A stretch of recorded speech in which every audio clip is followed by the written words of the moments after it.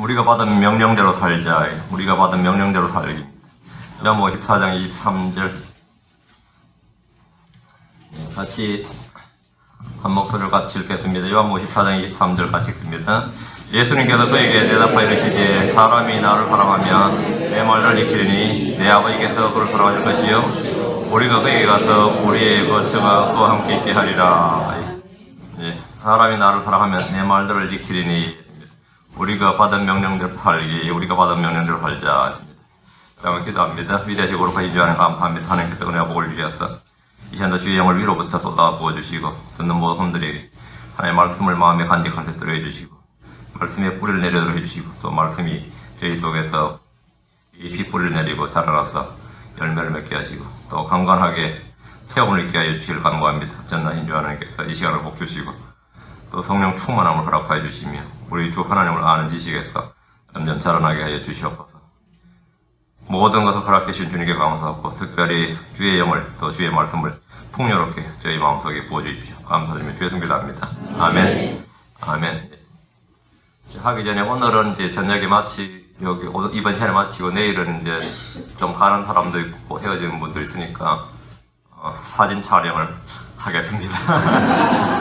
예, 그만 뭐냐면 사진 촬영하고 싶으면 이제 제가 웬만한 이름은 거의 다 알아요. 왜냐하면 그 성경학교의 명단이 있어서 이름은 거의 다 아는데 이름하고 실제가 매치가 잘 안 되는 분들이 있어요. 제가 그래서 또 어디에 사는지 잘 모르는 것도 있어요. 왜냐면 저희 밴드에 그런 게 제가 호구 조사를 안 하기 때문에 이름만 달랑 적고 또 가명이나 실명이 아닌 이름으로 하는 분들도 많이 있더라고요. 그래서 그런 분들도 제가 잘 몰라요.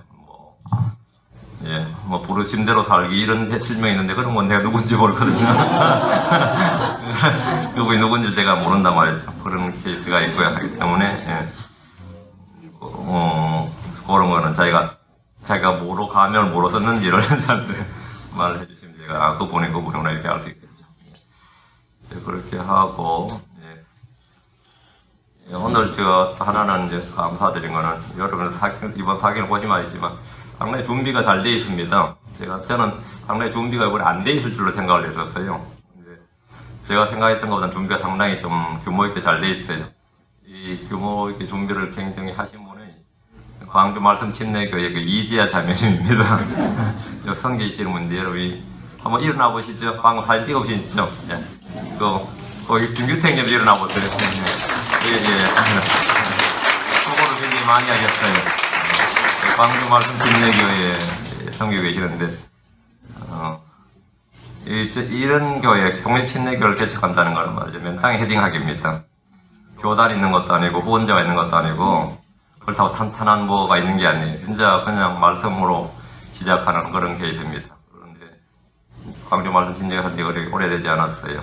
여러분 기억해 주시고 기도해 주시기 바랍니다. 그리고 또 이곳에 물심양면으로 가장 신경을 많이 써주신 분은 대전교회입니다. 이름이 홍정표 형제님입니다. 사모님하고 같이 한번 일어나 보시죠. 혹시 모르시는 분들 많을 것 같아요. 제가 홍정표 형제님이 지금 사모님입니다.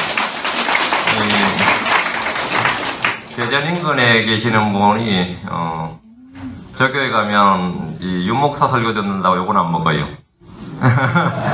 대전 인근에 사시는 분이 저 교회를 찾아가면 최소한 목사 입에서 윤형제 까는 소리는 잘 안 나와요. 마음 편히 가셔도 되는데 가서 사고 치지 마세요.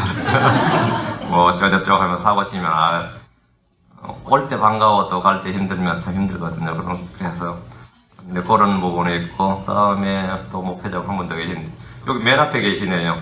방금 반주해 주신 분하고 잠깐 일어나보시죠. 광주 베데스다 침례교회 김철웅 형제님입니다. 김철웅 형제님인데 여기도 개척한 지 얼마 안 돼요. 그래서 저보다 소규모의 아주 적은 지체들입니다. 그렇지만 아까 산동굴 until then 그날까지 사역을 계속할 수 있기를 여러분 기도해 주시기 바랍니다. 중도에 그만두지 않고 주님 오시는 그날까지 쭉 밀고 나갈 수 있도록 그래서 주님 앞에 설 때까지 저희가 중도에 지치거나 낙심하지 않고 끝까지 나갈 수 있기를 바랍니다. 또 목회하신 분 계세요? 다 하셨죠? 나머지 분은 그리고 지금 목회자 이 자리에 계세요? 되었습니다. 그러면 여러분들이 지역교회를 위해서 특별히 많이 기도해주시는데, 이미 큰 교회들, 이미 자리를 잡고 큰 교회들은 뭐 그냥 그대로 운영이 됩니다. 그러나 이제 시작하는 교회들은 최소한 5, 6년 그렇게 힘듭니다. 그리고 여기서 말씀을 배우시는 분이 만약 어떤 지역교회를 가면, 특히 작은 교회를 갔을 경우는 목사가 기본적으로 1000편의 설교를 해야지 설교의 틀이 잡힙니다. 그 말은 뭐냐면, 여기 임플란트 심는 닥터들 있죠. 치과대학을 나와서 100명에게 임플란트를 심어야 비로소 임플란트를 심을 줄 알게 돼요. 100명 때까지는 뭐가 되는 거죠? 100명 때까지는 예, 좀 그게 되는 거죠. 100명을 심어야 기본적으로 감각이, 손의 감각이나 그 사람 일을 딱 봤을 때 어느 정도. 근데 이제 미국에서는 그렇게 못 심게 돼 있어요. 전부 다 틀을 다 떠서 기계 그 틀에 딱 맞춰서 몇 센치 몇 미리로 몇 두께를 뜯으라고 딱 나와요. 그럼 그걸 입에 딱 넣어가지고 뚫습니다. 그래서 한국 사람들은 그게 그 자체가 비쌉니다. 700불이에요. 그 틀을 떠서 딱 맞춰주는 게. 그걸 다 생략하고 그걸 이득을 취하죠. 그 대신 손으로 감각으로 뚫어요. 그러다 이게 삐뚤기도 하고 잘못 뚫리기도 하는 게 많은데, 근데 100명 이상 뚫어야 그게 됩니다. 그 말은 뭐냐면, 목사들도 마찬가지로 1000편 정도를 설교를 해야 기본적인 설교 가닥이 잡혀요. 물론 뭐 타고난 사람도 되겠지만은 대부분은 그렇지 않습니다. 일반적으로. 그러면 그때까지는 뭐가 된다고요? 예. 성도가 목사를 참아줘야 됩니다. 내가 기대하고 갔더니만, 소개받고 기대하고 갔더니만 젖병 물고 왔어요. 이러면 안 돼. 젖병만 빨다 왔어요. 그런 게 아니라, 그때는 같이 기도하면서 같이 성장을 해 나가는 겁니다. 여러분이 이제 교회가 그런 케이스가 꽤 많이 있어요. 저도 교회 소개 목회할 때는 설교에 뭐가 나빴다기보다도 그런 서투름과 미숙함으로 해서 상처 입은 양들이 굉장히 많습니다. 그래서 그때 저한테 들었던 사람들은 상당히 인내를 필요로 했었던 사람들이죠. 예. 물론 그때는 하나님께 사람을 안 보내주셔서 문제는 없었지만 사람 별로 없었지만 다 그렇습니다. 예, 오늘은 요한복음 14장 23절에 시작합시다. 우리가 받은 명령대로 살자 합니다. 하늘에 속한 생활 방식의 핵심은 주의 명령대로 걷는 겁니다. 주의 말씀, 주의 법을 받은 그대로 걷는 것은 율법주의가 아닙니다. 많은 크리스천들이 하나님의 명령을 받아서 지키는 것을 율법주의라고 오도함으로 순종이 없는 삶을 자유라고 생각합니다. 이로써 성도들은 하나님의 임재와 하나님의 권능과 하나님과 동행함으로 얻는 복을 다 잃어버렸습니다. 순종을 율법주의, 신율법주의라고 하는 것은 마귀의 계략이고 속임수입니다. 주님은 말씀하시기를 무엇이든지 내가 너에게 명령한 모든 것을 그들에게 가르쳐 지키게 하라. 보라, 내가 세상의 끝까지 항상 너희와 함께 있느니라 하시니라. 아멘. 사도를 주신, 제자를 주신 명령이 뭐냐면, 무엇이든지 내가 너에게 명령한 모든 것을 그들에게 가르쳐 지키게 하라. 가르치기만 하는 게 아닙니다. 가르쳐 지키게 하라. 지키도록 가르치라 이 말입니다. 지키도록 가르치라. 지키도록 가르치라. 주께 받은 명령이 없는 사람은 지켜야 할 법도 없습니다. 주의 법을 지킬 필요가 없는 사람은 그리스도 안에 있는 주의 백성이 아니라 뜻입니다. 우리는 이곳에서 미국 법이나 중국 법이나 일본의 법을 지킬 필요가 없습니다. 우리는 그 나라 사람이 아니고 그 나라에 살지 않기 때문입니다. 크리스천이라고 하면서 주의 명령을 지키는 것을 율법주의라고 말하고 주의 명령, 주의 법 없이 사는 것은 그걸 자유라고 생각한다면 그건 하나님에서 나지 않았거나 그리스도 안에 거하고 있지 않기 때문입니다. 내가 하나님에서 낳고 그리스도 안에 거하고 있다면 하나님의 명령, 하나님의 법 아래 있는 겁니다. 여러분, 이 한국은 속인주의입니다. 그 말은 그냥 미국에서 태어나든 캐나다에 태어나든 한국 사람이에요. 미국이나 유럽은 속지주의입니다. 그 땅에서 태어나면 그 나라 사람이에요. 자, 그러면 이 법을 형성한 게 두 가지죠. 그러니까 한국 사람이 미국에서 마약을 해도 미국에서는 마약이 합법인데 한국 사람이 미국에서 마약을 하면 한국법에는 위법입니다. 한국법은 불법이에요. 그러면 공항에 들어올 때는 걸리면 그냥 처벌을 받는 거예요. 우리가 그리스도 안에 내가 크리스천으로 하면서 그리스도의 법을 지키지 않는 것은 하나님에서 나지 않았거나 그리스도에게서 나지 않았거나 속인주의죠. 그리스도 안에 거하고 있지 않거나 속지주의죠. 이 둘 중에 하나단 말이죠. 우리는 땅에 살지만 하나님의 백성입니다. 하나님의 자녀들입니다. 하나님의 왕국을 소유한 자들입니다. 하늘의 시민권자들입니다. 우리의 생활 방식은 하늘에 있습니다. 우린 육신에 속하지만, 육신 속에 있지만, 육신을 따라 살지 않고 성령을 따라 삽니다. 우리는 땅에 살지만 하늘에서 말씀하신 하나님의 명령, 하나님의 법을 받아 삽니다. 성도들이 땅에서 자기가 속한 국가의 법 외에 지키고 따라야 할 하늘의 법, 하나님의 명령들이 있습니다. 이번에서 6장 14절, 난 우리 주 예수 그리스도의 나타나심이 있을 때까지 점도 없고 책망받을 것도 없이 이 명령을 지키라. 언제까지? 주 예수 그리스도의 나타남이 있을 때까지 이 명령을 지키라. 명령을 지키라. 크리스천은 율법 아래 있지 않고 은혜 아래 있기 때문에 지켜야 할 법도 없고 순종해야 할 명령도 없는 줄 아는 교회나 그런 성도들보다 더 어리석은 사람이 없습니다. 위로부터 난 자는 하늘로부터 주어진 법, 하늘에서 내려온 말씀, 이 주의 말씀에 절대적으로 순종하며 사는 사람들입니다. 이것이 바로 크리스천의 삶이고 하늘의 생활 방식입니다. 사도 바울은 말하기를 사도행전 26장 19절에 그러므로 오 아그리파 왕이여 내가 하늘에 나타난 그 환상에 불순종하지 아니하여. 사도 바울은 하늘에서 나타난 그 환상에 불순종하지 않았다. 그런 하늘에 나타난 그 환상, 볼 수 있게 나타난 말씀을 환상이라고 합니다. 성경에서 환상이란 말은 볼 수 있게 나타난 말씀이에요. 사도 바울은 볼 수 있게 나타난 말씀을 받았어요. 그게 불순종하지 않고 그 명령에 따라 살았습니다. 예언자들도 어떤 사람은 꿈에 나타난 꿈에 말씀을 받은 사람도 있지만 볼 수 있게 나타나는 말씀, 그걸 비전이라고 그래요. 그걸 비전이라고 합니다. 거기에 불순종하지 않고 그 명령에 따라 살았다. 성경은 주께 받은 명령에 따라 산 사람을 걸어서 믿음으로 산 사람들을 이렇게 말합니다. 아벨은 가인보다 더욱 뛰어난 희생물을 드렸고 의롭다는 증거를 얻었습니다. 에녹은 믿음으로 주와 동행했습니다. 노아는 믿음으로 아직 보지 못한 일들에 대해서 하나님으로부터 경고를 받고 두려움으로 움직여 방주를 예비함으로 자기 집을 구원했습니다. 아브라함은 믿음으로 훗날 상속제사로 받게 될 곳으로 나갑니다. 순종했습니다. 이들이 행한 일, 이들의 순종에 대해서 성경은 율법적으로 행했다고 하지 않습니다. 믿음으로 들었다, 믿음으로 걸었다, 믿음으로 움직였다, 믿음으로 나갔다, 믿음으로 머물렀다고 말합니다. 아무도 율법적으로 행한 것이 아닙니다. 주의 말씀을 듣고 그 말씀을 따라 행한 것, 순종하는 것을 믿음으로 이렇게 말합니다. 그들은 믿음으로 행했다. 이것을 믿음의 행위 이렇게 합니다. 믿음의 행위. 주께 받은 명령대로 걷는 것, 그대로 행하는 것이 믿음의 삶이요 영적인 삶이고 주를 기쁘시게 하는 삶입니다. 그것이 바로 하늘에 속한 생활 방식입니다. 베드로서 3장 2절, 요한이서 1장 4절, 베드로서 3장 2절, 요한이서 1장 4절. 너희가 전에 거룩한 대언자들이 전한 말씀들과, 여기는 구약이죠? 너희가 전에 거룩한 대언자들이 전한 말씀들과, 구약이죠? 주 곧 구원자의 사도인 우리에게 받은 명령을, 신약이죠? 명심하게 하려함이니라. 우리는 구약과 신약을 둘 다 명심해야 됩니다. 구약은 그거 구약인데 그거 옛날 율법인데 아닙니다. 대언자들이 전한 말씀들과 주 곧 구원자의 사도 우리에게 받은 명령을 명심하게 하려 함이니라. 전에 거룩한 대언자들이 전한 말씀은 구약 성경입니다. 구원자의 사도는 우리에게 받은 명령 신약입니다.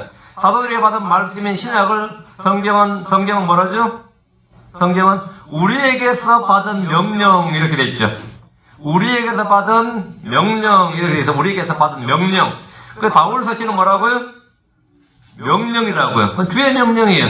신약 성경 그리스도의 법입니다. 생명의 법이고 성령의 법입니다. 믿음의 법입니다. 의의 법입니다. 왕가의 법입니다. 신약 성경은 우리가 주께 받은 그분의 명령입니다. 이 명령대로 걷는 사람을 진리 안에서 걷는다 그럽니다. 요한이서 1장 4절, 내 자녀들이 우리가 아버지께 받은 명령을 받은 대로 진리 안에서 걷는 것을 내가 보고 크게 기뻐하노라. 내 자녀들이 우리가 아버지께 명령을 받은 대로 우리가 하나님 아버지께 뭘 받았다? 명령을 받았다. 명령을 받았어요. 주님 우리가 아버지께 명령을 받은 대로 걷는 것을 크게 기뻐하십니다. 여러분은 믿고 지켜야 할 주의 법이 있습니까? 한국에서 태어난 사람, 여기서 사는 사람들은 한국의 법에 따라 살아야 됩니다. 미국에서 태어난 사람, 거기서 사는 사람들은 미국의 법을 따라야 됩니다. 로마에서는 로마의 법을 따르라 하는 유명한 말이 있습니다. 하늘에서 태어난 사람, 성령으로부터 태어난 사람, 그리고 그분 안에 거하는 사람들은 주의 법, 주의 명령을 따라야 됩니다. 주의 법은 올바릅니다. 시편 19편 8절에 주의 법규대로 올바라서 마음을 기쁘게 하고 주의 명령은 순수하여 눈을 밝게 하는도다. 이 법을 따라 사는 사람들이 크리스천입니다. 히브리서 12장 25절에 너희는 조심하여 말씀하신 분을 거역하지 말라. 땅에서 말한 자를 거역하는 자들이 그들을 거역한 것을 피하지 못하였거든. 우리가 하늘로부터 말씀하시는 분에게서 돌아선다면 더더욱 피하지 못하리라. 하늘로부터 말씀하신 분, 예수 그리스도입니다. 하늘로부터 말씀하신 분에게서 돌아선다면 더더욱 피하지 못하리라. 성경은 명령을 주신 목적이 있다고 합니다. 그건 뭐냐? 요한일서 1장 5절. 이제 이 명령의 목적은 순수한 마음과 선한 양심과 거짓 없는 믿음에 나오는 사랑이거늘. 명령의 목적은 사랑이다. 순수한 마음, 선한 양심, 거짓 없는 믿음에서 나온 사랑이에요. 이것이 명령의 목적입니다. 명령을 지켜야 하는 이유가 바로 여기 있습니다. 명령을 지키는 목적이 여기에 있어요. 그럼 이것이 안 된다는 것은 뭐냐? 명령을 지키지 않기 때문입니다. 오늘 우리는 성경에서 예수 그리스도의 명령들을 살펴보고자 합니다. 신약 성경에는 예수 그리스도의 명령이 많이 나옵니다. 이 많은 명령을 다 지키려면 차라리 포기하는 게 낫다고 생각하는 분이 있을지 모릅니다. 오늘날은 불법의 시대고 무법천지의 시대입니다. 그래서 법에 대해서 거부감을 가지고 있습니다. 특히 그리스도인들은 그리스도께서 율법을 철폐했다, 그리스도께서 율법을 없애버리셨다, 이렇게 생각하거나 아니면 반대로 율법을 다 성취했다고 생각합니다. 그래서 명령들을 명령이 아니라 단순히 교훈이나 권고사항 정도로 전락시켜버립니다. 교훈이나 권고는 지켜도 좋고 안 지켜도 그만이기 때문입니다. 그러나 명령은 어디까지나 명령입니다. 법은 어디까지나 법입니다. 그럼 우리가 지켜야 할 명령들이 뭡니까? 신약 성도가 지켜야 할 명령들이 뭐예요? 고린도전서 14장 37절. 여기는 옆에다 마킹을 딱 해놓았어요. 우리가 지켜야 할 명령들이 뭔지가 여기 딱 나옵니다. 고린도전서 14장 37절.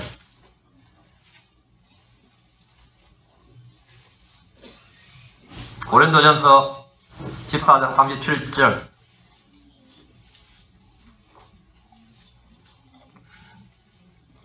하나만 외워버렸어요. 만일 어떤 사람이 자기를 대언 자는 영적인 자로 생각하거든 그는 내가 너희에게 쓰는 것들이, 사도 바울이 교회에 쓴 편지들이 말이야, 내가 너희에게 쓰는 것들이 주의 명령들인 줄 인정할지니라. 바울 서신은 뭐라고요? 주의 명령들이다 이거예요. 그걸 주의 명령들인 줄로 인정할지니라. 이건 주의 권고, 단순한 권고사항 공개가 아닙니다. 이건 바울서는 로마서부터 빌레몬서까지는 교회에 준 주의 명령입니다. 모세율법이 이스라엘에 준 주의 명령이듯이 바울서신은 신약교회에 준, 크리스천들에 준 주의 명령들입니다. 그걸 인정해야 됩니다. 주의 명령들이다 해요. 바울서신이 주의 명령들인 줄 모르는 성도들이 너무나 많습니다. 바울서신서는 신약 성도들, 특히 교회가 지켜야 할 주의 명령들을 알고 이 말씀들이 주께서 말씀하신 바 너희가 나를 사랑하면 내 명령들을 지키라고 하신 내 명령들입니다. 내 명령들입니다. 요한복음 14장 21절에 내 명령들을 가지고 그것들을 지키는 자가 나를 사랑하는 자니 나를 사랑하는 자는 내 아버지께 사랑을 받을 것이요 나도 그를 사랑하여 그에게 나를 나타내리라. 내 명령들을 가지고 지키는, 그것들을 지키는 자, 내 명령들을 가지고 지키는 자. 내 명령들이 뭐냐? 바울 서신이 다 주의 명령들이라고요. 그것들을 지키는 자가 나를 사랑하는 자니 그 명령들을 지키는 자가 주를 사랑한 자다. 나를 사랑한 자는 내 아버지께 사랑을 받을 것이요 나도 그를 사랑하여 그에게 나를 나타내라. 그 명령들을 지키는 자에게 예수님은 자신을 계시해 주신다고요. 예수님을 가장 잘 아는 사람 누구냐? 주의 명령을 잘 지키는 사람이에요. 주의 명령을 지키는 사람에게 주께서는 그에게 자신을 계시하십니다. 바울서신은 주께서 말씀하신 내 명령들입니다. 그리스도인들이 주님의 명령을 경찰이나 정부의 행정명령보다 더 하찮게 여기는 것은 심각한 문제가 아닐 수 없습니다. 사랑의 계명 외에는 아무 계명도 필요치 않다고 생각하는 사람은 실상 아무것도 사랑하지 못합니다. 우리는 오늘 사복음서에 나오는 그리스도의 명령들을 살펴보고 명령의 목적대로 순수한 마음과 선한 양심과 거짓 없는 믿음에서 나오는 사랑을 갖고 경건하고 거룩한 삶을 살 수 있길 바랍니다. 예수 그리스도는 신구약 전체의 명령을 단 두 가지로 요약을 하셨습니다. 자, 마태복음 22장 36절 40절. 마태복음 22장 36절에서 40절. 선생님이여 율법 중에서 어느 명령이 크니까 하며 예수님께서 그에게 이르시되 너는 내 마음을 다하고 혼을 다하고 생각을 다하여 주 내 하나님을 사랑하라 하셨으니 이것이 첫째가 큰 명령이요 둘째 명령과 같은 것으로서 너는 내 이웃을 내 자신같이 사랑하라 하신 것이니 모든 율법과 대언자들의 글이 이 두 명령에 달려있느니라. 사랑은 율법의 성취이며 많은 명령들은 다 이 말씀 이 두 가지 이 두 가지 명령, 이 말씀들 속에 들어있다는 겁니다. 기억해 놓으시고 로마 13절로 갑니다. 로마 13장 8절 10절. 사도 바울도 동일한 말을 합니다. 로마 13장 8절 10절. 서로 사랑하는 것 외에는 누구에게든지 어떤 빛도 지지 말라. 어떤 것도 비치지 말라. 다른 사람을 사랑하는 자 율법을 성취하였느니라. 너는 간음하지 말라. 너는 살인하지 말라. 너는 도둑질하지 말라. 너는 거짓 증언하지 말라. 너는 탐내지 말라 한 것과 어떤 다른 명령이 있을지라도 구약에 613가지 명령이 있다고 그랬죠.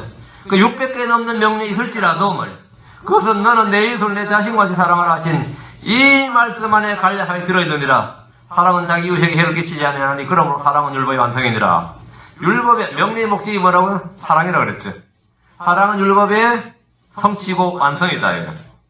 성경 10계명과 많은 명령들이 하늘을 사랑하라, 내 이웃을 사랑하라 하는 두 가지 명령으로 압축된다고 합니다. 성도들이 이 두 가지 명령을 한시도 잊지 말고 항상 마음 가운데 깊이 새게 됩니다. 내가 나 외에 도대체 누굴 사랑할 수 있단 말인가 하는 생각이 드는 분들은 내 마음에 넓게 부어주신 성령님의 사랑을 의지해서 하나님을 사랑하고 이웃을 사랑하고 형제를 사랑하고 친구를 사랑하고 원수들까지도 사랑하는 사람이 되어야 됩니다. 하나님이 이 세상 사람을 향해서 명하신 첫 번째 명령은 하나님이 이 세상 사람을 향해서 명령하신 첫 번째 명령은 회개하랍니다. 주님의 공생의 첫 번째 설교 제목은 회개하고 복을 믿으라. 하나님의 왕국이 가까이 왔느니라 이거였습니다. 하나님의 왕국이 가까이 왔느니라. 주님이 이 땅에 오신 목적 가운데 하나는 주님이 마태복음 9장 13절에 내가 의로운 자를 부르는 것이 아니요 죄인을 불러 회개하게 하려고 왔느니라 했죠. 회개는 이중적인 것입니다. 죄에서 떠난 것과 더불어 하나님께로 향하는 것이 바로 회개입니다. 사도행 17장 30절 이같이 무지하던 때에는 하나님께 눈 감아주었으나 이제는 어디에서나 모든 사람에게 회개하라고 명령하셨으니 회개하라고 명령하였다. 그러니까 첫 번째 명령은 뭐든 회개하라. 회개하라. 이제는 어디에서나 이제는 이 말은 now 지금은 어디에서나 지구촌 어디에서나 모든 사람에게 이방인들에 관계없이 모든 사람에게 남자 여자 관계없이 모든 사람에게 회개하라 명령하셨으니 했습니다. 회개는 주님 주신 명령입니다. 해도 그만 안 해도 그만이 아닙니다. 반드시 해야 됩니다. 반드시 해야 됩니다. 신자들을 위해서 더 이상 회개가 필요 없는 것은 아닙니다. 우리는 자신이 죄를 지었을 때 반드시 회개해야 됩니다. 회개하지 않는 마음은 완악한 마음이고 하나님의 진노를 쌓아 나갈 뿐입니다. 회개하라. 회개하라. 여러분 자신의 죄를 시인하고 주님께 회개하는 것 항상 게을리 있어는 안 됩니다. 다음 두 번째 하나님 주신 두 번째 명 이것 인류의 모든 사람에 해당됩니다. 복음을 믿으라 합니다. 복음을 믿으라. 이 전도지를 나눠줄 때 그냥 전도지 받으세요. 안녕하세요. 전도지입니다. 안녕하세요. 이거는 사실 전도 의미가 없어요. 이거 딱 두 번 딱 나가봤는데 한국 와서 제가 수원역 악사 한번 해봤고 오늘 해봤는데 전도지를 참 안 받더라고요. 전도지 나눠주러 신문이 오늘 더운데 수고한데 전도지 막 하죠. 저 옆에 있었던 청년 하나 있는데 전도를 나눌 때 예수 믿으세요 하고 나눠줘요. 반드시 예수 믿으세요. 그럼 그 사람이 받는 사람이 안 받는데 안 받는 사람들은 노한 거죠. 자기 스스로 거절을 한 겁니다. 선택을 요구하는 겁니다. 선택과 결정을 요구하는 거예요. 예수 믿으세요. 노 알았어요. 아니 안 받으면서 노 했다 이거예요. 분명히 방금. 하나님 심판대 앞에서 분명히 그 장면이 쫙 나오는 거예요. 자, 예수 믿으세요. 뭐라고요? 아니요? 이러면서 간다고. 아니요? 뭐죠? 난 아니요라는 말을 들어야 돼. 그럼 예수 믿으세요. 한 번 더 예수 믿으세요. 아니요? 싫어요. 자, 안 믿을 거예요. 그 반이 딱 나타난다고. 예수 믿으세요. 반이 나타나요. 전도지, 자세요. 받으세요. 아니요? 책임 없어. 전도지 받으란 말이야. 그건 뭐야? 나는 지금 예수 믿으세요라고 한 거예요. 예수 믿으세요? 근데 그 사람은 전도지를 거절한 게 아니라 예수 안 믿겠다고 거절하게. 한마디로 말하면 항상 여러분 전도할 때 이것을 선택과 결정을 요구하는 겁니다. 선택과 결정을 요구해요. 예수 믿으세요. 어때? 예스 or 노예요. 예스 하는 사람은 어떻게 그냥 귀찮으니까 전도지 받아가겠죠. 노 하는 사람은 항상 노 합니다. 아니요, 싫어요. 이렇게 피해가거나. 예. 하나님의 명령이 뭐라고요? 복을 믿으라. 복을 믿으라. 복을 믿으라. 이것은 명백한 명령입니다.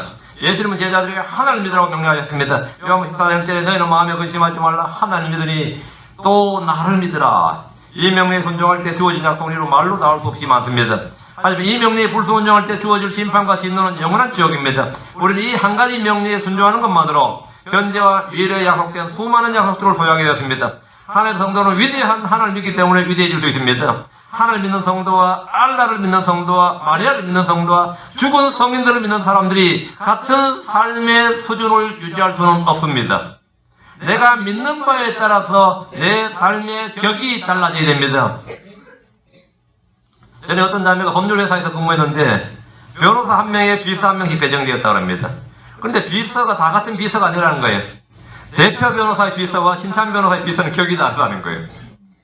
그 회사 법률회사 로펌의 대표 변호사의 비서는 그 급이 신참 변호사보다 더 높아. 변호사 급이 그 대통령 비서실장하고 그냥 비서의 비서실장 격이 다르죠. 자, 이건 종도 마찬가지입니다. 하늘의 종인가 마귀의 종인가는 뭐가 다르다? 같은 종끼리 그건 말이 안 되지. 한솥밥을 먹는 처지가 안 돼요. 그거는 같은 종끼리 같은 업종에 종사하는 사람끼리 말 같은 소리 안 해요. 왜? 이유는 그들이 섬기는 대상이 다르기 때문입니다. 대상은 격이 다르다 이거예요. 대통령 비서실장하고 총리 비서실장이 같은 격일 수 없습니다. 내가 믿고 있는 하나님이 이 우주에서 가장 위대하시고 지존무상하신 분이라면 우린 다른 자신들이나 우상들을 숭배하는 자들과는 당연히 철저히 차별되어야 합니다. 하나님 주신 세 번째 명령은 성령을 받으라. 성령을 받으라. 사람 누구나 성령을 받아야 됩니다. 이 땅에 사는 모든 사람은 성령을 받아야 돼. 성령을 받으려면 뭐 해야 된다? 복을 믿어야 됩니다. 주 예수를 믿어야 돼. 성령이 없는 사람은 성령이 없는 사람들이다. 성령이 없는 사람은 하나님 앞에 죽은 자들이며 하나님의 소유가 아닙니다. 주님 제자들에게 성령을 받으라 말씀하였습니다. 그렇다면 성령을 어떻게 받습니까? 회개하고 복음을 믿는 겁니다. 회심만이 유일한 방법이고 믿음만이 우리를 복된 소망 가운데 있게 해줍니다. 불신자들은 성령을 받기 위해 복을 믿어야 하는 반면에 이미 성령을 받은 그리스도인들은 오직 성령으로 충만하라 이 명령에 순종해야 됩니다. 성령 충만은 주님께 자신을 전적으로 복종할 때 주어진 겁니다. 주의 명령을 지키고자 하는 선한 의지와 결단이 있을 때 주어진 게 뭐냐? 성령 충만입니다. 믿음으로 성령을 받고 헌신으로 성령 충만을 받습니다. 성령을 받는 일은 그리스도인의 신분과 관계된 일입니다. 죄인에서 의인으로 마귀의 자녀에서 하나의 자녀로 바뀌는 신분의 전환입니다. 성령 충만은 신분이 아니라 능력 있는 사역과 봉사와 열매 맺는 그리스도인의 삶과 연관되어 있습니다. 그리스도인들에게는 성령과 연관하여 몇 가지 명령이 더 주어져 있습니다. 에베소 4장 3절 하나님의 거룩한 영을 슬프게 하지 말라. 데살로니가에서 5장 19절 성령을 억누르지 말라. 명령, 이것도 명령이에요. 성령 충만하라는 것과 동일한 명령이에요. 우리는 이런 명령을 아주 가벼운 것으로 여기고 있지 않는지 깊이 생각해 봐야 됩니다. 여러분, 우리는 너무나 자주 명령 불복종의 죄를 짓고 있습니다. 기도하라고 할 때 TV를 보고 있고, 성경 읽으라고 할 때 잡담을 하고 있든지, 전도를 하라고 할 때 유의를 즐기는 일들은 모두 성령을 억누르고 슬프시게 하는 일입니다. 하나님 주신 네 번째 명령은 예수 그리스도를 따르라 합니다. 그분을 따르라. 요한복음 10장 26절에 사람이 나를 섬기려면 나를 따를지니라. 나 있는 곳에 나를 섬기는 자도 있으리니 사람이 나를 섬기면 내 아버지께서 그를 귀히 여기시리라. 사람이 나를 섬기면, 우리가 주 예수 그리스도를 섬기면 하나님께서 그를 귀히 여기신다. 여러분, 하나님께 존귀한 자가 된 겁니다. 하나님이 귀히 여기는 성도예요. 하나님께서 업신여기는, 하나님께서 귀히 여기는 성도예요. 하나님 귀히 여기 성도.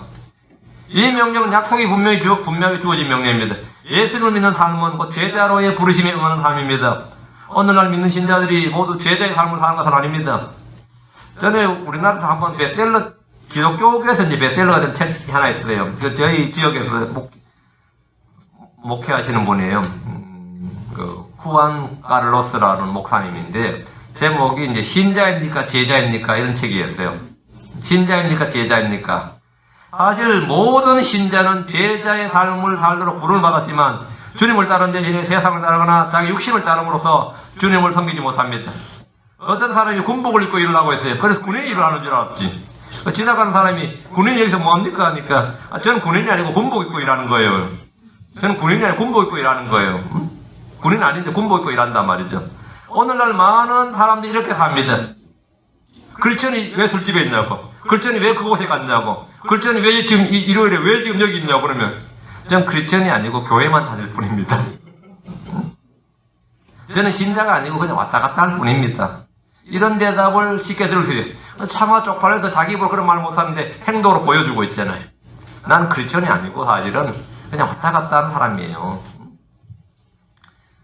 예수를 따르라. 이건 역시 엄중한 주의 명령입니다. 사람들이 명령에 불순종하는 것은 명령권자의 권위를 업신여기는 겁니다. 영이 서지 않고 기강이 서지 않는 군대가 강할 수 없고 그 사회가 건강할 수 없듯이 예수의 명령이 서지 않는 교회는 잘 정비된 사회단체나 클럽만도 못합니다. 주의 명령이 딱 서 있지 않은, 이 기강이 서 있지 않는 그런 교회, 그 교회는 사실은 웬만한 클럽만도 못해요. 야, 이거 완전 개판 5분 전이네, 볼 때는. 초신자들이 판단해요. 야, 이게 와버리가 완전 개판 5분 전이다. 누가복음 9장 3절. 또 그분께서 그들 모두 이르시되 어떤 사람이 나를 따라오려거든 자기를 부인하고 날마다 자기 십자가를 지고 나를 따를지니라. 어느 명령보다 이 명령은 대가를 톡톡히 치러야 하는 명령입니다. 주님을 따르는 삶은 어느 한순간에 단 한 번의 결정으로 끝난 것이 아니라 날마다 순종해야 하는 지속적인 명령입니다. 오늘은 순종했지만 내일은 순종하지 않을 수 있고 어제는 불순종했지만 오늘부터 순종할 수도 있습니다. 예수님은 제자들을 부르실 때 나를 따르고 말씀하셨습니다. 마틴이 이 말씀에 순종했습니다. 그럼 사도가 되었습니다. 베드로는 이 말씀에 순종했습니다. 어부였던 사람이 사도가 되었어요. 여러분 지금 누굴 따르고 있습니까? 아무도 나를 불러주는 사람이 없습니까? 그렇다면 예수님의 명령에 순종하십시오.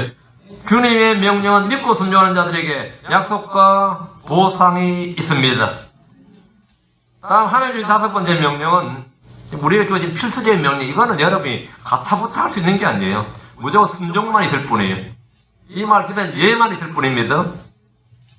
하나님 중 5번째 명령은 기도하라 합니다. 항상 기도하라. 쉬지 말고 기도하라. 끊임없이 기도하라. 중단 없이 기도하라. Pray without ceasing. 중단 없이. 예수를 믿는 그리스도인의 삶은 기도하는 삶이어야 됩니다. 기도에 대한 명령은 너무나 많습니다. 여러분 너무나 많이 듣고 또 알고 있을 겁니다. 왜? 이는 그만큼 중요하기 때문입니다. 반드시 지켜야 하는 명령입니다. 기도의 명령에는 어떤 명령보다 풍성한 복이 약속되어 있으며 순종하는 당사자에게 많은 복을 가져다 줍니다. 주님의 명령은 살펴보면 볼수록 우리 자신을 위한 것이 대부분입니다. 항상 기도하며 깨어있으라. 주님 십자가에 못 박히기 전에 제자들에게 단단히 주의를 주시고 엄한 명령을 내리셨습니다. 누가복음 21장 36절. 그러므로 너희가 앞으로 일어날 이 모든 일을 피하고 사람들 앞에 서기 합당한 대로 여겨지도록 항상 기도하며 깨어있으라 하시니라. 주님은 제자들이 십자가를 앞에 두고 우왕좌왕하지 않고 시험에 빠지지 않고 믿음에서 떨어지지 않고 넉넉히 승리할 수 있도록 한 가지 명령을 내리셨는데 그것은 영성훈련이 아니었습니다. 멀리 도망하라는 것도 아니었어요. 후위를 도모하자는 것도 아니었습니다. 위기의 순간에 제자들이 해야 할 한 가지 일로 명하신 주님의 명령은 항상 기도하며 깨어있으라 이거였습니다. 이는 오늘날 우리에게도 마찬가지입니다. 앞으로 닥칠 환난과 재앙과 내가 전혀 기대하지 않았던 모든 사건들로부터 피하고 합당하게 서기 위해서 우리가 지금 해야 할 일 한 가지는 항상 기도하며 깨어있으라. 내일 나에게 무슨 일이 닥칠지 나는 모릅니다. 나에게 무슨 일이 일을지 솔직히 난 아무도 몰라요. 내 인생이 어떻게 될지 나도 모릅니다. 우리 가족에 무슨 일이 일을지 몰라요. 그렇죠? 집에 들어와 있는 사람이 안 오는데 보니까 응급실에서 연락이 왔다든지 아니면 경찰서에서 연락이 왔다든지 우리는 무슨 일은 모릅니다. 근데 그럴 때에 뭐라고? 실족하지 않기 위해서 우리 뭐 해야 된다고요? 항상 기도하며 깨어있으라 합니다. 나는 평안하게 있는데 어디서 전화 왔어? 어느 교회에서 무슨 있는데 자매 욕 엄청 하더라. 형제 욕 엄청 하고 한 어때요? 가만히 있다 열받지 그냥. 가만히 있다 열받죠. 그럼 어떻게 해야 되겠어요? 항상 기도하며 깨어있으라. 항상 기도하며 깨어있으라. 주님이 체포되시기 직전에 제자들에게 다시 한번 명령하셨습니다. 누가복음 22장 40절. 그분께서 그곳에 계시면서 그들에게 이르시되 너희가 시험에 빠지지 않게 기도하라 하시고. 자, 주님께서 사람의 아들 앞에 서기 합당한 자로 여겨지도록 항상 기도하며 깨어있으라. 이걸 한번 말씀하시고 다음에 뭐라고요? 너희가 시험에 빠지지 않게 기도하라. 기도의 목적이 나오는 거죠. 우리가 왜 기도해야 되는지. 제자들이 이 명령에 순종했어요? 불순종했어요? 불순종했습니다. 뭐 했습니까? 잤습니다. 그들은 육신이 피곤해서 골아 떨어졌고 예수님이 체포되자 모두 도망쳐버리고 말았습니다. 우린 잠이 온다고 다 잠자고 피곤하다고 자고 할 일 없어서 잠자고 자야 할 시간이 돼서 잠자고 내일을 위해서 잠자고 이러다 보면 맨날 자는 거예요. 이런 사람들은 아주 작은 시험도 이기질 못합니다. 아주 작은 시험도 이기지 못합니다. 기도는 여타 어느 명령보다 체감지수가 높은 명령이에요. 순종을 했을 때 여러분이 직접 체감할 수 있는 이 체감지수가 높은 명령이다. 그래서 여러분은 많은 간증들은 가장 많은 간증이 기도에서 있습니다. 기도하라. 하나님 주신 6번째 명령은 뭐냐? 성경을 공부하라. 성경을 너무 율법적이시네. 너무 율법적이시네. 율법적은 뭐 율법적이야? 주님께서 지키도록 가르치라고 했으니까 지키도록 가르치는 거예요. 성경을 공부하라. 이거 아까 이 말 들어가시잖아요. 성경을 공부하라. 이거는 뭐 신학자들이 해야 될 일이고 목사들이 해야 될 일이 아닙니다. 모든 성도들이 해야 될 일입니다. 동양인들은 이성이나 논리보다는 직관과 감각을 중시합니다. 직관과 감각을 중시해요. 이거는 이 동양의 기본 셈적인 문화가 정서가 그렇습니다. 이제 지금 뭐 좀 많이 좋아졌는데 예전에 현대차가 미국에서 안 팔린 이유 중에 하나가 물론 현대차라는 이름보다는요 잔고장이 너무 많았어요. 일제차는 잔고장이 거의 없습니다. 근데 현대차는 잔고장이 너무 많아서 제가 미국 가기 전까지만 해도요 미국에서 이름 현대차 살는 놈 같은 이라고 일명하면 이 등신 같은 놈 이런 뜻이었습니다. 어디 살 차가 없어서 현대차를 샀냐? 현대차를 사는 놈 같은 이런 말이 뭐냐면 이런 등신 같은 놈이 있나? 이런 어리석은 놈이야. 이런 뜻이었어요. 근데 그거는 코미디에서 자주 나오고 TV에서 자주 나오는 그 농담이었어요. 참 현대차 사는 놈. 이게 그런 말이었습니다. 이걸 극복하기 위해서 한번 왜 같이 만드는데 왜 우리는 고장이 잘 나냐 이거예요. 같이 부품 다 수입해서 같은 설계도에 따라서 같이 만드는데 왜 일본 차는 잔고장이었는데 한국 차는 잔고장이 많으냐? 현대차는 한국까지 많으냐? 조사를 해봤더니만 일본 차는 매뉴얼이 이 조립하는 기계 사람들한테 이 부분에서는 7바퀴를 돌릴 것. 이걸 볼트를 조일 때 7바퀴 돌릴 것. 이렇게 매뉴얼이 이렇게 있어요. 한국 매뉴얼은 딱 보면 힘껏 돌릴 것 이렇게 있어요. 이 힘껏 돌릴 것은 사람마다 힘이 다 다르단 말이죠. 느낌이 다 다른 거예요. 그건 한국식의 매뉴얼은 대부분 다 그런 식으로 되어 있거든요. 이번에는 힘껏 돌릴 것, 꽉 조여 놓을 것, 기름칠할 것, 이래 돼 있는 거예요. 근데 일본에서는 기름칠할 것이 아니라 몇 리터의 기름을 떨어뜨릴 것. 이게 전부 수치화가 되어 있는 거예요. 맥도날드에 가면 말이죠. 모든 것이 수치화되어 있습니다. 맥도날드 매뉴얼은 그 햄버거 만드는 게 뭔 그리 어려운 저거예요. 맥도날드 매뉴얼 이만큼 되어 있습니다. 빨대는 반드시 몇 센치의 구멍은 몇 밀리에 되고 그 두께는 얼마에 된다. 이게 전부 다 수치로 다 되어 있어요. 그럼 문의 입구에서 들어올 때부터 거리까지는 몇 메타에 되고 주문대에서 몇 사람까지는 거리가 몇 센치에 되고 이게 다 수치로 되어 있습니다. 모든 게 다 수치로 되어 있어요. 근데 한국 사람들은 들어오면 공손하게 응대한다. 전부 다 추상적이에요. 전부 다 추상적이에요. 이 수치화가 되어 있지 않다고. 동양인들은 뭐냐면, 그럼 우리도 그렇죠. 저도 마찬가지인데요. 뭐 물건을 사오면 말이죠. 제품 설명서인데 설명서 안 봐요. 일단 먼저 제품 조립하고 하다 안 되면 그때 갖고 와봐 이런다고. 대충 감으로 해보고 나서 안 되면 그때 뭐 하죠? 메뉴를 한번 보는 거예요. 메뉴 보자 뭐 아예 뭐 우리 문서를 필요로 하지 않는다고. 그리고 그 문서를 보면 내가 참 눈치 없네. 그거 보면 몰라. 이게 문화 자체가 우리는 직관, 감각의 의지.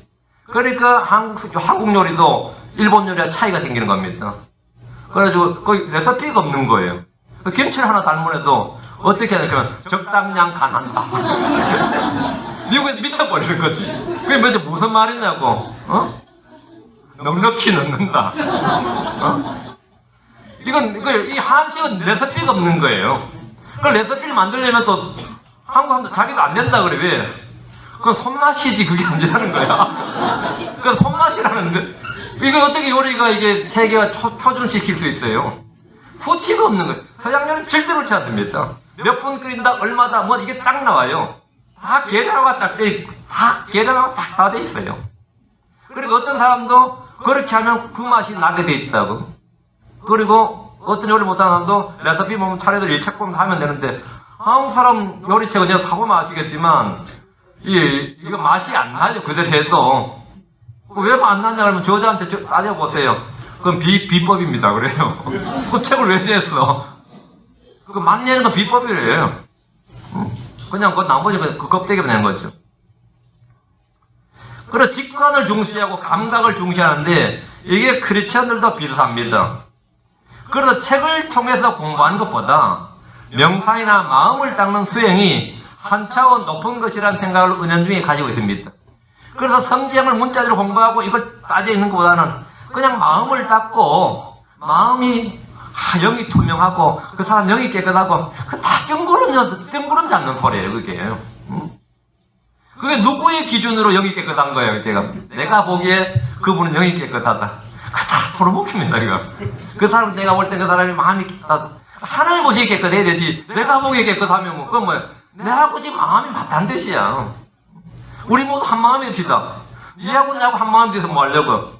한 마음이 된다는 것은 그리스도와 같은 마음으로 한 마음이 되란 말이에요. 우리 교회가 한 마음이 못 된다. 우리 교회도 그런 불평한 사람이 있어요. 지 뜻이 안 맞다 이 말이 한마디로. 지하고 한 마음이 안 돼도 왜 내가 니하고 한 마음 돼야 되냐고. 응? 다 그리스도로 한 마음이 돼야지. 그리스도와 같은 그리스도의 마음을 보고 한 마음이 돼야지. 왜 내가 니가 한 마음이 돼야 되냐고. 내가 뭐 교회에서 뭐 좀 하는데 도와주는 사람이니까 마음이 한 마음 같은 마음. 누구와 같은 마음? 나와 같은 마음? like mind. 누구와 같은 마음? 그리스도와 같은 마음. 그러니까 100이면 100 다 그리스도와 같은 마음이면 한 마음이고, 2명이라도 뜻이 맞으면 뜻이 둘 딱 따라 맞다 해도 지들끼리 통하는 거지. 이 기소선 출신 많죠? 그들 어때요? 한 마음이지. 대부분 한 마음이거든요? 한 마음이 어떡하라고. 그게 그리스도와 같은 한 마음이냐 이거예요. 성령과 같은 한 마음이냐. 그건 다르다. 모든 교파들은 이거는 특히 이단들은 어떠냐면 그게 전부 다 한 마음이에요. 똘똘 뭉쳐있다고. 신천지 한번 보세요. 한 마음 맞죠? 하나님 뜻을 이룬 거예요? 요하이지는 한 마음입니다. 아니까 한 마음이에요. 무슬림도 한 마음입니다. 그 한 마음이 중요한 게 아니에요. 그리스도와 같은 한 마음이지. 그런데 이 마음을 닦는 수행이 한 차원 높은 것이라는 생각을 은연히 가지고 있다 보니까 이 성경을 공부하는 것은 좀 수준이 낮다고 생각을 해요. 이건 몇천 년의 문화유산입니다. 사실 이게 한순간 없어질 건 아니에요. 유령제처럼 성경 다니고 그렇게 말씀 다닌 거는 좀 사실 수준이 낮은 거지. 다 영적으로 깨달아 버려야지 그냥. 성령 입에서 그냥 깨달아 버려야지.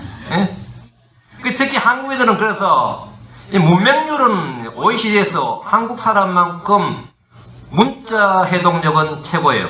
한국 사람 97, 8%가 아마 다 글을 읽을 수 있는. 이건 세계에서 기록입니다. 미국에서도 문맹이 엄청 많습니다. 고등학교 졸업해도 글자 못 읽는 사람이 있어요. 이거 문맹률을 완전히 퇴치한 나라 중에 하나가 한국입니다. 그런데 그렇다고 문서에 강하냐? 그건 아닙니다. 약봉지를 주면 읽어본 사람 아무도 없어요. 그냥 커다랗게 식후 3회 하고 3자 커다랗게 써주면 돼. 앞에 설명 다 필요 없어. 식후 3회 5분 뒤. 이거 끝이야 그냥. 그거 끝이야. 그럼 우리가 전 이제 습관적으로 부작용이 사이드 이펙트 부작용 같은 거 없습니까? 하면은 부작용 없는 약이 어디 있어요? 이러고 말아. 이제 황당한 소리지. 부작용이 뭐 어떡하라는 거야? 그냥 부작용 겪어라 이 말이야. 약사에 내가 어떡하라고. 그러면서 조제 비용을 받아 먹어요 또 거기다가. 한국 사람들은 그게 그런 문화예요. 안 읽어요. 그럼 보험약관도 안 읽고 그냥 막 사인해버리고 나중에 문제 터지고 못 읽었다고 해서 다르게 쓰여 있다 그러고 그러죠. 문서 문해력이 굉장히 약합니다. 문서 글자는 다 읽을 줄 아는데 문서 문해력이 약해요. 그러다 보니까 성경을 읽고 그 의미를 깨치고 내 것으로 만들려는 것보다 성경 없이 하나님의 마음, 하나님의 영에 직접 접해보자 하는 무속적인 시도를 신령하다고 생각합니다. 이 무속적인 시도를 뭐라고요? 무속적이네 그래요? 신령하다 그래요. 희한한 일이지. 요한 5장 39절 성경 기록들을 탐구하라. 너희가 그것들 안에서 영원한 생명을 얻는 줄 생각하느냐. 그것들은 곧 나에 대하여 증언한 것들이니라. 주님은 성경 기록들을 탐구하라 했어요. 성경 기록들을 탐구하라. 하나님의 말씀은 성경을 공부하고 기억하고 인용하고 사용해야 됩니다. 성경을 탐구하라. 이것은 어느 명령보다 우선되어야 될 명령이고 우리의 삶에서 맨 윗줄에 자리 잡아야 할 명령입니다. 우리는 일상생활에서 고민이 들 때, 어느 문제에 부딪혀들 때 성경을 찾아보라는 주님의 명령에 순종해야 됩니다. 주님은 여러 차례 성경을 읽어보지 못하였느냐 매우 엄하게 책망하셨습니다. 우린 형제들 간에 서로 성경에 대해서 이야기되고 사회 문제나 정치 문제나 경제 문제나 가정 문제나 교육 문제 등 모든 사안에 대해서 성경이 무엇이라고 말하는지 찾아봐야 됩니다. 에베소 4장 25절에 그런즉 거짓말을 버리고 각 사람이 에브리맨 모든 사람이 자기 이웃과 더불어 진리를 말하라. 우리는 서로 지체니라. 우리는 서로 간에 뭘 말해야 된다고요? 진리를 말하라고요. 진리의 말씀을 성경을 말하라고요. 우리는 서로 간에 진리를 말해야 됩니다. 서로 간에 잡담이나 농담이나 헛소리나 거짓말 하지 말고 이웃과 더불어 진리를 말해야 됩니다. 이것은 주님의 명령입니다. 진리의 말씀으로 우리는 답변해야 됩니다. 잠언 15장 28절에 의로운 자의 마음은 대답을 하려고 연구하거니와 사악한 자의 입은 악한 것들을 쏟아내느니라. 우리는 하나님 앞에서 인정받은 자로 부끄러울 것이 없는 일꾼으로 나타내도록 연구해야 됩니다. 디모데후서 2장 15절에 너희는 진리의 말씀을 올바르게 나누어 내 자신을 하나님께 인정받은 자로 부끄러울 것이 없는 일꾼으로 나타내도록 연구하라 하십니다. 자, 7번째 우리에게 주신 명령, 빛을 비추라 합니다. 너희 빛을 비추어, 빛을 비추라. 예수는 세상의 빛이요 생명의 빛이십니다. 사람들의 빛입니다. 그러므로 제자들은 당연히 빛 가운데 걸어야 됩니다. 마태복음 5장 16절에 이와 같이 너희 빛을 사람들 앞에 비추어 그들이 너희의 선한 행위를 보고 하늘에 계신 너희 아버지께 영광을 돌리게 하라. 너희 빛을 사람들 앞에 비추어, 너희 빛을 사람들 앞에 비추어. 그리스도인들이 빛을 비추면 사람들은 하나님께 영광을 돌립니다. 성도들은 성경을 보고 불신자들은 신자들의 행동을 본다는 말이 있습니다. 종교에 무관심한 사람 같아도 기독교에 대해서 말이 나올 때면 자기 주위의 기독교인들이 하는 행태에 대해서 보고 들은 것을 매우 소상하게 증언합니다. 우리 옆집에 누구 크리스천이 있는데 맨날 남의 거 훔친다 그러면 그 사람 주목하고 있었다는 거예요. 우리 내 아는 누가 크리스천인데 뭐 이렇다. 크리스천 아닌 사람에서 그러지 않는데 크리스천이라 그러면 따끔하게 나와요. 왜? 자, 보고 있다 이 말이죠. 보고 있다요. 그들은 절대로 성경이나 성경의 교리에 대해서 말하지 않습니다.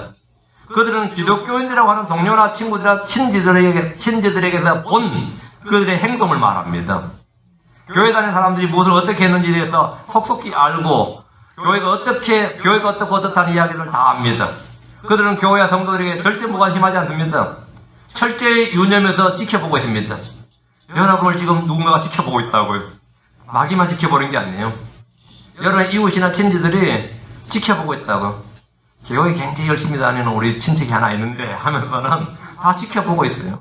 교회 열심히 다니는 누가 하나 있는데 이러면서 그래도 가끔 술 마셔 이러고 다 지켜보고 있어요. 그래서 다 증언합니다. 성도는 제2의 바이블입니다. 성도는 매우 존귀한 존재들입니다. 그러나 빛을 발하지 못하는 등이 무슨 소용이 있고 유익이 있겠습니까? 에베소 5장 8절에 너희가 한때 어두움에서 이제는 주 안에서 빛이니 빛의 자녀들로서 걸어라. 빛의 자녀들로 걸어라. 너희 등불이 활활 타오르게 하라고요. 타오르게 하라고요. 하나님 주신 8번째 명령은 탐심을 물리치라 합니다. 그건 성도들에게 주신 하나님의 명령입니다. 권고사항이 아니에요.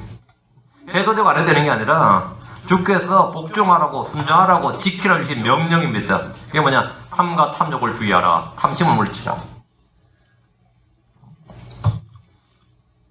이 탐심을 물리치라. 이것은 크리스천의 생활 방식이고 경제활동 등에 대한 표준이 되는 명령입니다.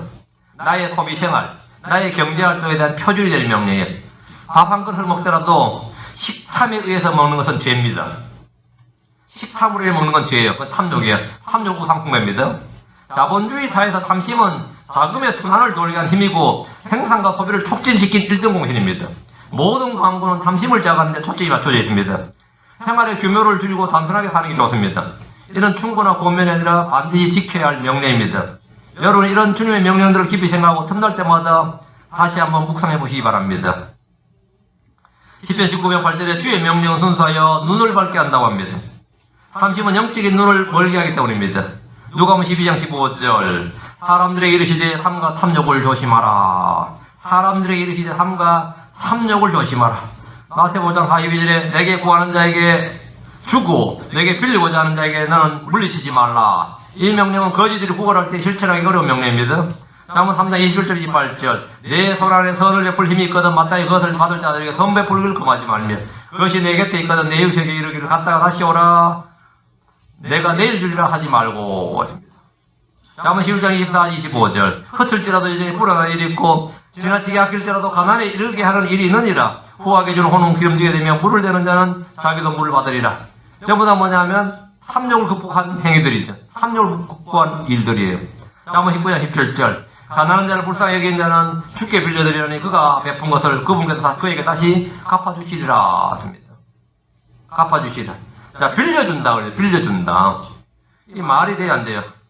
근데 하나님께 드리면 드리는 게 빌려준다는 게 말이 되냐고. 그래서 한나가 사무엘을 주께 빌려드렸다 이래 돼 있어요.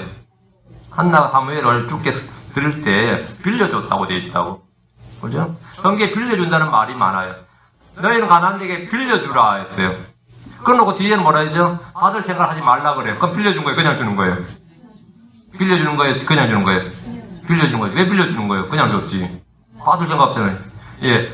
그 사람한테 받을 생각을 하지 말고 하나님께 받을 생각을 하라고요. 하나님께서 다 갚아주시니까 빌려준 겁니다. 내가 선을 행할 때, 뭘 할 때 나는 사실 그냥 준 게 아니라 다 빌려준 겁니다. 왜? 한나는 사무엘을 주님께 빌려줬어요. 왜? 하나님께 뭘 갚아줬죠? 한나 그 뒤에 자식 되게 많이 낳았습니다. 하나님께서 뭐 다 갚아주신 거예요. 한나는 딱 한 명만 달라고 막 간절히 기도했는데 한나가 사무엘 갖다 주님께 드린 후에 빌려줬죠. 자기가 빌려준다 그랬어요. 빌려주니까 뭐 하나님 위자까지 쳐서 막 계속 주신 거예요. 위자까지 주셔. 여러분이 주님께 줄 때 뭐 항상 여러분은 그냥 주는 것 같지만 다 빌려준 겁니다. 헌신도 다 주님께 빌려준 겁니다. 주님은 다 뭘로? 하늘의 보상으로, 하늘의 상으로 여러분에게 대갚아줍니다. 대갚아줘요. 그건 여러분 반드시 갚아줍니다. 반드시 주어집니다. 반드시. 그런데 주님께서 주신 이 말씀들은 말이죠. 마음 가운데 탐욕이 있을 때는 절대 순종할 수 없는 명령이 됩니다. 탐욕이 있으면 이 명령들 절대 순종하지 못합니다. 탐욕은 그 한 가지 죄로 끝나는 것이 아니라 다른 모든 명령들을 걸고 넘어지는 명령이, 걸고 넘어지는 죄입니다. 다른 명령들을 다 순종하지 못하게 만드는 죄단 말이에요. 그 탐욕은 이제 탐심을 물리치라. 우리 생활 방식은 언제나 단순하고 절제 있게 모든 사람에게 절제를 보이라 이렇게. 아홉 번째 하나님 주신 명령은 위선을 조심하라 합니다. 위선을 조심하라. 위선이란 겉다르고 속다른 걸 말합니다. 위선이란 겉다르고 속다른 걸 말해요. 하나님 앞에서보다 사람들 앞에서 더 거룩하고 더 정직하고 더 헌신적이고 더 순수하고 더 신실하다면 그것은 위선입니다. 반대로 하나님 앞에서는 정직하고 순수하고 헌신적인데 사람들 앞에서 무례하고 거칠고 형편없어 보이는 사람이 있습니다. 그것은 위선이 아닙니다. 그건 왜 그래요? 그건 훈련이 덜 돼서 그런 겁니다. 그건 훈련이 덜 돼서, 그건 사회화가 덜 돼서 그래요. 그런 사람은 접하면 접할수록 거칠고 투박한 행동들을 비집고 나오는 아름다운 영혼의 빛이 있습니다. 굉장히 무례해 보이고, 보는데, 만나보니까, 접해보니까 실제로 몇 번 해보니까, 괜찮은 거예요, 전혀. 여러분이 저를 만나보니까 어때요? 남들이 욕하던 윤성목하고 직접 만나본 사람 틀리죠? 당연히 틀릴 거야. 왜? 본질이 다 드러나게 낭중지출하고, 주머니 속에 있는 송곳은 저절로 튀어나온다고, 내 속에 있는 주님은 빛이 저절로 튀어나와요. 여러분이 만나보면 알아. 근데 꼭, 떠드는 자들이 있어. 무시하세요? 이거 no risk. 그건 딱 그냥 무시합니다. 반면에 위선자는 말이죠. 처음에는 굉장히 좋게 보이고 훌륭해 보여도, 이 한 번 만나고 두 번 만나고 몇 번 만나면 만날수록 뭐가 되는 거죠? 악취로 인해서 등을 돌리게 만듭니다. 하나님 앞에 있는 모습과 사람들 앞에서의 모습이 다른 것을 성경은 위선이라고 하고, 세상에서는 뭐라고 그러냐면 예의 바르다, 인격 수양이 잘 되었다 그럽니다. 세상에서는 사람은 인격 수양이 잘 되었다 그래요. 우리는 겉다르고 속다르면 뭐라고 그러죠? 위선이라고 그러죠. 그러나 세상에서 뭐죠? 겉과 속이 같으면 안 돼요. 그건 푼수야. 겉과 속이 같으면 푼수라고. 겉과 속이 달라야 된다고. 그럼 뭐죠? 인격자야. 예의 바른 사람이에요. 속에서 전 추죽을 넘하지만 뭡니까? 겉으로 보면 악수하면서 좋았다고 이렇게 말해야 된다고. 그게 뭐냐면 사회생활하는데 처세술이고 뭐 그런 거예요. 하나님 앞에는 그게 아니단 말이죠. 누가복음 12장 1절에 예수님께서 자기 제자들에게 먼저 이것을 이르시되 너희는 바리새인들의 누룩 곧 윗선을 조심하라. 윗선을 조심하라. 이들은 사람들 앞에서 얼마나 종교적이고 믿음 좋고 신앙에 충실하고 훌륭하다고 평가받았는지 모릅니다. 백성들은 이들의 종교적 경건성에 대해서 감복하고 그들이 하는 말이라면 예수님의 표적을 보고서도 마귀를 힘입어 한다고 해도 믿을 정도였습니다. 그 바리새인들의 영향력이 어느 정도인지 알겠죠? 예수님의 표적을 눈앞에서 보고도 바리새인들이 저거 마귀에 힘입어 한 거라 그러면 그 바리새인들의 말을 믿을 정도였어요. 그들의 인격이 워낙 탁월했기 때문에 그들의 종교성이 워낙 탁월했기 때문에 그게 먹혔단 말이죠. 그들은 위선자였습니다. 위선자는 윗선이 벗겨지기 전까지 최고의 인격자입니다. 윗선이 폭로될 때까지 말은 항상 최고의 인격자예요. 만약 우리가 믿는 바를 그대로 행하지 않는다면 사람들은 우리를 종교적 위선자로 할 겁니다. 주님께서 마태복음 23장 2절 3절입니다. 이르시되 서기관들과 바리새인들이 모세의 자리에 앉아 있으니 그러나 무엇이든지 그들이 너희에게 지키라고 명령하는 모든 것은 지키고 행하되 그들의 행위대로는 하지 말라. 그들은 말만 하고 행하지는 아니하며 말만 하고 행하지 않는다. 순종하지 않는다. 주의 명령들을 지키지 않는다 이 말이에요. 만약 크리스천들이 주의 명령을 지키는 것을 율법주의로 해버리면 바리새인이 되는 겁니다. 바리새인이 되는 거예요. 근데 지금 정반대로 자꾸 바리새인이라고 그러죠. 이것이 성경이 말하는 위선입니다. 그들의 가르침은 철저히 성경적이었고 그들의 믿음은 근본 보수 정통이었습니다. 하지만 그들은 위선자였습니다. 우리는 지금 위선자가 아닌가 생각해 봐야 됩니다. 우리는 바리새인들처럼 분리와 성별을 외칩니다. 우리는 킹경 성경을 가지고 항상 분리를 외쳐요. 우리는 비동조, 비일치, 비타협 하면서 분리를 외친다고. 분리는 성별의 이런 길입니다. 우리는 바리새인들처럼 성경의 근본 진리를 추구하고 영적 지식을 아주 중요하게 여기는, 아마 어느 교단, 어느 교파 크리스천들보다 이 지식을 중요하게 여깁니다. 이 진리의 지식을 중요하게 여기는 사람들이에요. 우리 가르침은 철저하게 성경에 의존합니다. 우리 어느 누구보다 위선자가 되기 합당한 조건과 여건을 구비하고 있습니다. 가장 위선자가 되기에 합당한 조건을 구비하고 있다. 그리고 어떻게 돼? 조심해야 됩니다. 위선을 조심해야 돼. 주님이 주신 10번째 명령은 복음을 전파하라 합니다. 복음을 전파하라. 신자들은 각자 지혜 있는 곳에서 복음을 전파해야 됩니다. 이 명령은 가장 영광스러운 명령이며 의무가 아니라 특권입니다. 누가복음 24장 47절, 마가복음 16장 15절, 마태복음 28장 19절 20절, 요한복음 21장 15, 17절. 성경 각 복음서의 마지막 부분에 대미를 장식하는 명령이 바로 복음을 전파하라 합니다. 복음을 전파하라. 여러분은 복음을 전파한다. 복음을 전파한다는 건 예수를 전파하는 겁니다. 예수를 전파하는 거예요. 예수를 전파한다는 뭐냐? 예수가 누구이신지를 전파하는 겁니다. 예수님이 행하신 일을 전파하는 거예요.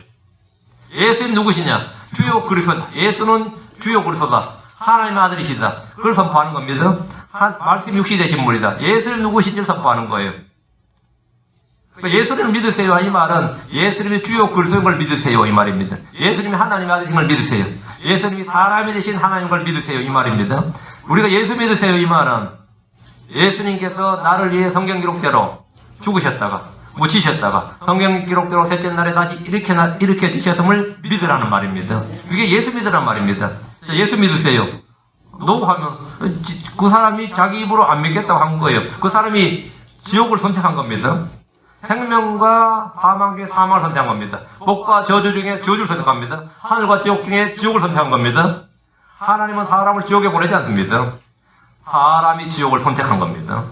하나님께서는 그 사람의 선택을 존중하사 지옥에 보내십니다. 그 사람의 자유의지와 선택을 존중합니다. 믿으라. No? 오케이. 그럼 정해진 대로 마귀와 그의 천사들 위하 예비된 영존하는 불에 들어가라. 우리는 복음을 전파해야 됩니다. 복음을 전파해야 된다. 제가 오늘 성경에 나오는 수백 가지 명령 중에서 10가지를 뽑아서 선정했는데 신약에 우리가 지켜야 할 10계명이에요. 우리가 지켜야 할 10계명이라고. 구약의 10계명이 아니라 돌판의 기록의 10계명이 아니라 신약의 크리스천들의 10계명입니다. 하나님의 명령을 명령으로 이해하는 것이 중요합니다. 제가 늘 하는 말, 명령을 명령으로 받는 것. 이 하나님의 말씀이 법이라는 사실을 아는 것. 이게 굉장히 중요합니다. 한국에서 제가 그런 걸 책을 열로 못했는데 미국은 다민족 다인종 사이기 때문에 법치입니다. 법이 굉장히 진짜 기강이 돼 있어요. 그렇게 흑인도 많고 멕시칸도 많고 코리안 뭐 에이시안도 많고 남미에서 전 세계에서 다 나왔죠. 전 세계에서. 그러다 보니까 뭘로 그걸 통일시킵니까? 법으로 통일시켜요. 그럼 우리가 뭘 따지면 다가오는 답이 굉장히 단순해요. 뭘 따질 때 한국 같으면 뭐 민원이 따지면 어떻게 하죠? 고객님 그게 아니고 여쭤 그랬죠. 뭐 그게 아니고 어떻게 했는데 미국에서는 따지면 진짜 황당한 답이에요. It's the law 그래요. 그럼 그 끝이야. 그게 딱 유일한 답이에요. It's the law. 그게 법이야. 그리고 이제 백화점 같은 물건 사들 때 뭐 하면 예사이면 놓는데 우리는 막 상기로 화사상 내죠. 왜 그래 하면은 It's our policy 그래. 그게 우리의 정책이다. 그 한마디로 끝이야. 여기다 따지고 뭐 할 수가 없어요.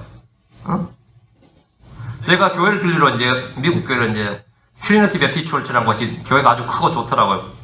사람은 그렇게 많아 보이는 교회가 아니라 저 정도 공간이 비는 공간이 많겠구나 싶어서 얼른 가서 이제 우리 교회 좀 공간이 좀 비는 것 같은데 좀 쓰자 빌려달라고 했어요.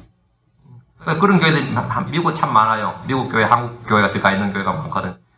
근데 비서가 튀어나와가지고 목사들 비서가 나와서 하는 말이 안 되는데 그걸 왜 안 되냐 그랬더니만 우리를 안 빌려준 것이 팔러스이다. 그게 딱 끝이야 그 말이. 우리 교회는 누구 안 빌려준 것이 우리 교회의 팔러스이라는 거 정책이다 이거예요. 그거 한마디에 끝이에요. 뭐 경찰 누구도 다 맞아. It's the law 한 거 끝이에요. 학교에서 마찬가지입니다. 이거 왜 이러냐면 It's the law 그래. 교사가 딱 하는 말이 딱 한마디입니다. 뭐 설명 자작기가 아니에요. 그게 법이야. 그게 법이야. 하나님의 말씀을 법으로 한다는 것. 그건 하나님의 말씀을 그냥 좋은 말씀 뭐 이게 아니라 하나님의 말씀을 법으로 한다는 것은 이것은 그 법으로 이해하고 받아들인 사람은 이 말씀을 지키고자 하는 태도 자체가 확연히 다릅니다. 법을 법으로 알고 명령을 명령으로 하는 것. 이것은 완전히 다른 이야기예요. 그럼 내가 왜 해선 안 됩니까? 따지면 의외로 뭐라 그러죠? 의학적으로 뭐가 안 좋고 뭐가 안 좋고 그게 아니고 간단합니다. 미국 사람 그런 거 없어요. 그냥 간단해요. It's the law 그래요. 그게 법이야. 다른 거 법이니까 지키라 이거예요. Follow the rule 그래요. 룰을 따르라 이거예요. Follow the rule. 아주 뭐 세 단, 네 단어밖에 안 되잖아요. 나는 좀 크게 한번 따져보려고 갔는데 너무 간단하게 그래 그런 거는 오케이 하고 제 끝이 It's the law 오케이? 그거 진짜 황당하지. 이게 성도들이 이 말씀 이 성경을 대하는 태도에서 여러분 이 말씀을 이것이 주의 명령들인 줄로 말아 알지니라. 명령들인 줄로 알지니라. 그러니까 순종하기 위해서 가장 선행되어야 할 것은 주님의 말씀이 명령들인 줄로 아는 겁니다. 그리고 명령대로 걷는 것이 사랑이에요. 명령대로 걷는 게 사랑이다. 사랑이 뭐냐? 사랑이 뭐예요? 눈물의 씨앗이요? 자, 요한일서 1장 6절. 사랑이 뭐예요? 이 글자에 사랑이 뭔지도 모르면서 사랑합니다. 형제를 사랑합니다. 자기를 사랑합니다. 그러면 네가 사랑이 뭔지 알아? 사랑이 뭔지 아냐고. 자, 여러분 사랑이 뭔지 알아야 됩니다. 제가 볼 땐 사랑이 뭔지 모르는 크리스찬이 거의 90% 넘어요. 사랑이 뭔지 아냐고. 요한일서 1장 6절.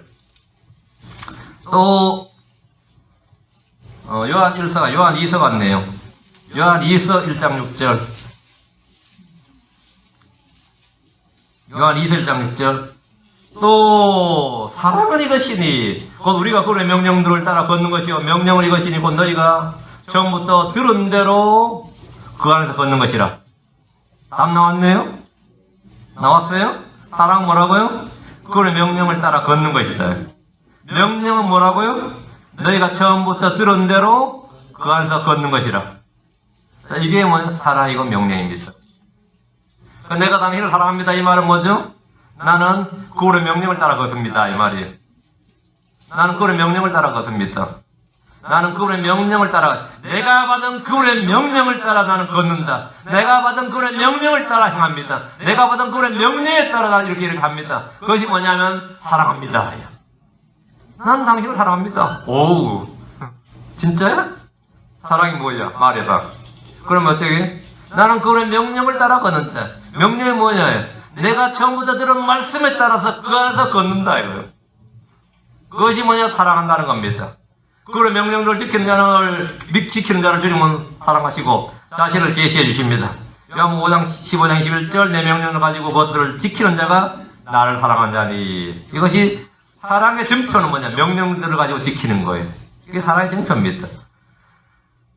내 아버지가 사랑을 받을 것이요 나도 그를 사랑하여 그에게 나를 나타내리라 하시니라. 두 번째, 주의 명령들을 지킴으로 우리는 그분의 사랑 안에 거합니다. 요한복음 15장 10절 내가 내 아버지의 명령들을 지켰고 그분의 사랑 안에 거하는 같이 너희도 내 명령들을 지키면 내 사랑 안에 거하리라. 그분의 명령들을 지키면 우리가 그분을 아는 줄 알게 됩니다. 요한일서 2장 3절 또 우리가 그분의 명령들을 지키면 이로써 우리가 그분을 아는 줄 우리가 아느니라. 내가 주를 안다는 사실을 내가 스스로 안다는 거예요. 그분의 명령들을 지키면 무엇이나 구하는 것을 받습니다. 기동답이죠. 요한일서 3장 22절 무엇인지 우리가 구하는 것을 그분에서 받나니 이는 우리가 그분의 명령들을 지키고 그분의 눈앞에서 기쁨이 되는 그 일들을 행하기 때문이라. 그분의 명령들을 지키는 것이 하나님을 사랑하는 것입니다. 요한일서 5장 3절 우리가 그분의 명령들을 지키는 것 이것이 곧 하나님을 사랑하는 것이니라. 명령을 지키는 것이 사랑이라는 거죠. 그분의 명령들을 지키는 것이 뭐라고요? 곧 하나님을 사랑하는 것이니라. 그분의 명령들은 무엇지 아니하니라 하십니다. 자, 이건 사랑한다가 뭔지 정확히 의미가 됐죠? 명령의 목적은 뭐라고 그랬어요? 사랑이라고 그랬죠. 거짓 없는 믿음이 나오는 뭐라? 사랑이가 널렸단 말이에요. 자, 그러면 우리가 받은 명령대로 살기, 주께 받은 명령대로 사는 것, 이게 하늘의 생활 방식입니다. 주를 알고 믿는다는 크리스천들이 그의 명령들을 지키지 않으면 그건 거짓말하는 자입니다. 그 사람 속에 진리가 있지 않습니다. 요한일서 2장 4절에 내가 그분을 아노라 하면서 그의 명령들을 지키지 않는 자는 거짓말하는 자요 진리가 그 속에 있지 아니하니라 했습니다. 자, 우리는 거짓말하는 자입니까? 아니면 참된 자입니까? 우리 위선자입니까? 아니면 주를 따르는 자입니까? 여러분 스스로 한번 판단해 보십시오. 나는 주의 명령들을 지키는 자입니까? 나는 단지 믿는 자가 아닙니다. 믿고 따르는 자입니다. 믿고 지키는 자입니다. 나는 그냥 말하는 자입니다. 그것을 믿고 내가 처음부터 들은 말씀을 듣고 믿고 그것을 행하는 자입니다. 그것이 뭐냐? 받은 명령대로 살기. 우리가 받은 명령들로 살기. 받은 명령대로 살기. 이것은 율법주의가 아닙니다. 이 일을 하기 위해서 때로는 자기를 부인해야 됩니다. 때로 이것이 고통스럽습니다. 그러나 그 열매는 언제나 풍성합니다. 예. 오늘까지 하고 계속해서 다음 시간에 내일이네 그러면 하겠습니다. 장은 기도합니다. 위대하시고 거룩한 줄 아는 감사합니다. 하나님께서 은혜와 복을 주시고 이 안탄판 모든 말씀들 성도들 마음속에 깊이 각인되도록 해주시옵소서. 믿음으로 말씀을 잘 받았다 마음에 간직하고 쌓아두게 하시고 또 말씀을 숨겨두게 하시고 이 말씀대로 저희가 살고자 이 말씀이 바로 주의 명령들인 줄 우리가 알지니라. 명령들인 줄 인식하고 주의 법을 법으로 알고 그것에 순종하기를 원합니다. 하나님께서 은혜를 허락하여 주시고 또 아버지 한 저에게 순종할 수 있는 힘 이것에 순종하지 않은 선한 의지와 결단을 허락하여 주시옵소서. 전나신 주 하나님께서 이 시간 이 자리에 있는 모든 분들에게 넘치는 은혜와 복을 주시고 말씀에 대한 태도가 변화되도록 해주시고 주님께서 가르쳐 지키게 하라 명령하신 대로 우리가 우리 자신을 가르쳐 지키게 하고 또한 우리가 먼저 그렇게 하는 가운데 또 다른 지체들에게 동일한 교제를 할 수 있도록 동일하게 진리를 말해줄 수 있도록 해주시고 진리의 말씀대로 답변할 수 있도록 해주시고 또 권고하고 훈계하고 서로 가르치고 그래서 저희가 모두가 함께 자라날 수 있도록 은혜 안에서 함께 자라날 수 있도록 인도해 주시옵소서. 감사드리며 죄송기도합니다. 아멘. 아멘.